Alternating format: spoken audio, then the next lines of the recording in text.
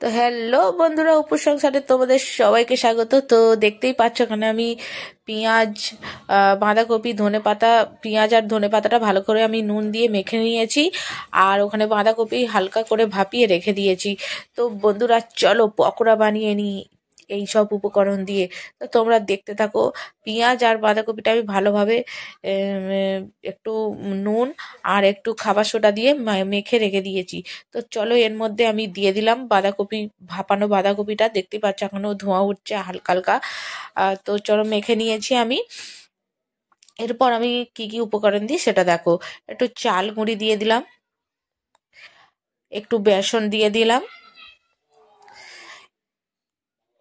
একটা ডিম, আর একটু স্বাদ মতো নুন দিয়ে নিলাম। তো চলো আমি এবার এটা মেখে নিই ভালোভাবে।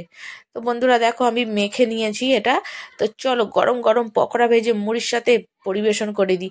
তো তোমরা বন্ধুরা যারা দেখছো এবং সাবস্ক্রাইব করছো তাদের অনেক ধন্যবাদ। অনেক অনেক পাশে থেকো, অনেক ভালোবাসা দিও।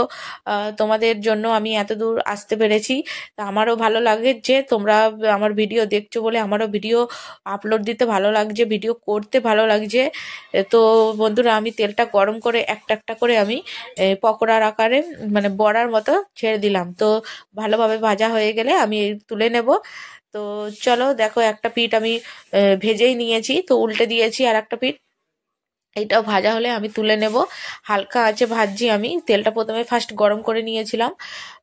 তো দেখো বন্ধুরা আমি এখানে তুলে নিয়েছি, আর এখানে আরো 4টে আমি ভাজতে দিয়ে দিয়েছি।